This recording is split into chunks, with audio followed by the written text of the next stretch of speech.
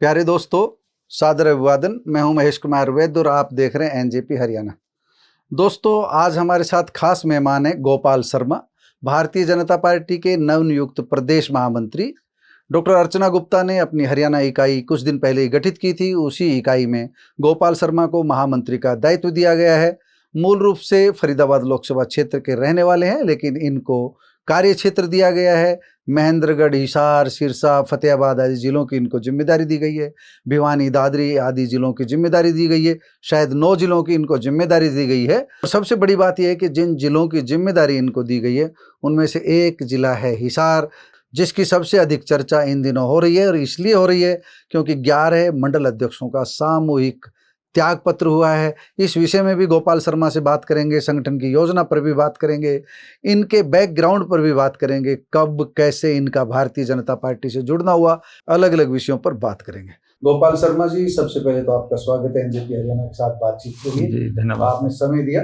और दूसरी बात अब ये है, शुरुआत करते हैं आपकी प्राथमिकताओं से। आपके पास 9 जिलों की जिम्मेदारी, अभी जो डॉक्टर अर्चना गुप्ता जी की जो जिम्मेदारी सौंपी है, महामंत्रियों को अलग अलग 9 जिलों की जिम्मेदारी दी गई है।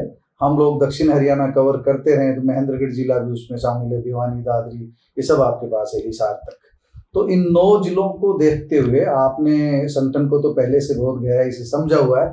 क्या चैलेंजेस है आपके सामने सबसे ज्यादा इस समय?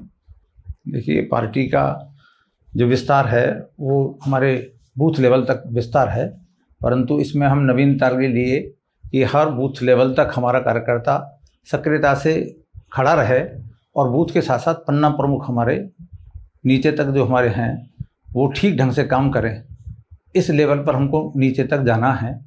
पहले से हमारे माननीय धनखड़ जी जब प्रदेश अध्यक्ष थे तो उनके माध्यम से हमने पन्ना प्रमुख निचले स्तर तक बन गए, पन्ना प्रमुख बन गए थे, सारे बन गए थे। अभी का तो आप बताएंगे, मुझे पता नहीं जी। तो उसको निश्चित रूप से संभालना, सारे कार्यक्रम, क्योंकि हमारे पन्ना प्रमुख से बूथ लेवल पर हमारे कार्यक्रम होते हैं। यदि बूथ हमारा मजबूत, हमारे पार्टी का मंत्र यही है कि बूथ मजबूत तो हमारी पार्टी मजबूत, बूथ जीता तो चुनाव जीता। हाँ, पुराना मंत्र। तो एक बड़ा चैलेंज हम देखते हैं, आप भी देखते हैं, सामूहिक इस्तीफे की बात हिसार से 11 मंडल अध्यक्षों की बात आई, पार्टी की तरफ से खंडन आया, सामूहिक इस्तीफे को गलत बताया गया।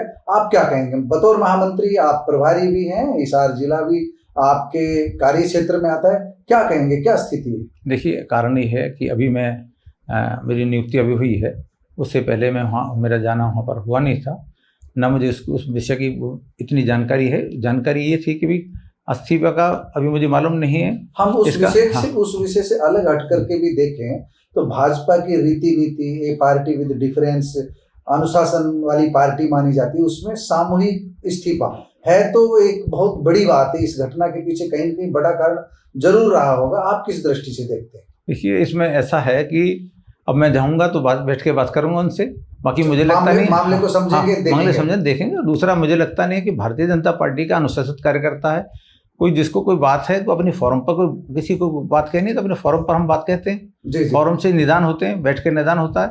और जहाँ हम कोई ना सार्वजनिक रूप से कोई बात चर्चा करते हैं, कोई संगठन के कार्यकर्ता की पहचान ही ये है कि यदि कि मुझे मालिक को परेशानी है तो मैं जहाँ जो उचित जो फॉर्म है उसमें अपनी जानकारी दूं, जानकारी से वहाँ समाधान निकलता है। हमारी पार्टी में सबसे मिलकर ही निर्णय किए जाते हैं, इसमें कोई बात नहीं। गोपाल शर्मा अब तक क्या क्या दायित्व निभा चुके? महामंत्री तक का जो सफर उनका पूरा हुआ वो कैसे हुआ?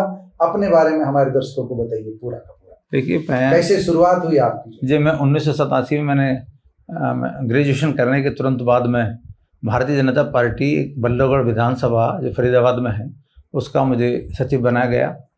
और उसके बाद में 89 में मैं जिले का महामंत्री युवा मोर्चा रहा। फिर उसके बाद 1990 अध्यक्ष रहा युवा मोर्चा का।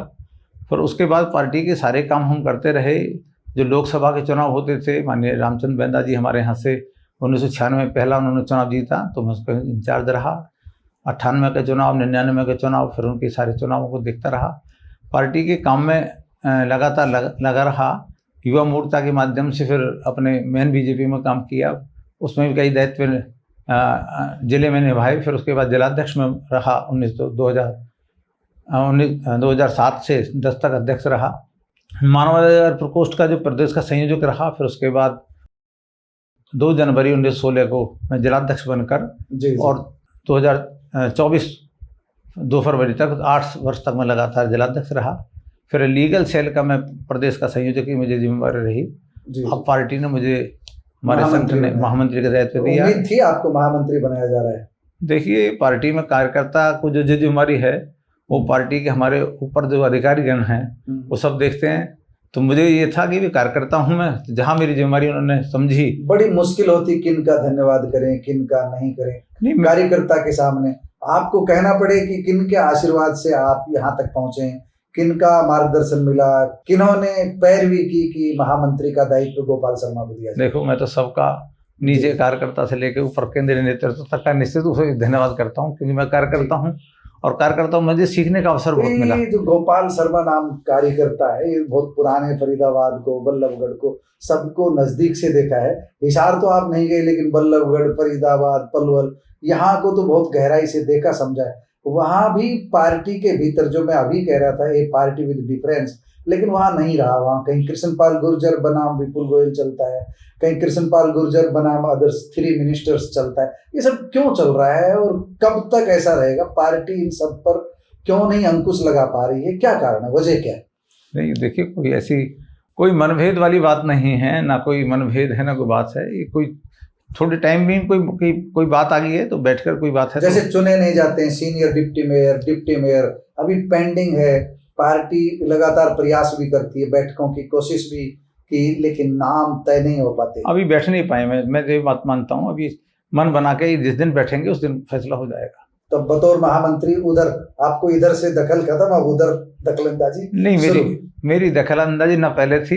मेरे तो ये था कि हम समन्वय से काम करें, सबके साथ मिलकर काम करें और संगठन में सबको साथ लेकर काम करें, तो तभी हमारा संगठन मजबूत होता है। तो मेरा तो विचार यही है कि आज मुझे जो नया दायित्व मिला है, मैं तो अपने केंद्रीय नेतृत्व का और अपने प्रदेश के नेतृत्व का सबका धन्यवाद करता हूं और सीखने का मुझे बहुत अवसर मिला। मुझे लगता है गोपाल शर्मा जी आगे तक जाएंगे। मेरी बहुत बहुत शुभकामनाएं, आपका धन्यवाद। दोस्तों, आपने गोपाल शर्मा की बातें सुनी। इन्होंने बड़े कूटनीतिक जवाब दिए हैं, खुलकर जो भारतीय जनता पार्टी की रीति नीति है उससे बाहर नहीं जाना चाहते, मीडिया से कुछ कहना नहीं चाहते। इन्हें पता है चैलेंज बड़े हैं, हिसार का चैलेंज भी बड़ा है, लेकिन अनुभवी है, काफ़ी इन्होंने लंबा अनुभव अपना बताया है। निश्चित रूप से उन सबसे पार पाएंगे। लेकिन आपको गोपाल शर्मा का ये साक्षात्कार कैसा लगा, उनकी बातें कैसी लगी, कमेंट बॉक्स में जाकर बताइएगा ज़रूर। नमस्कार, धन्यवाद।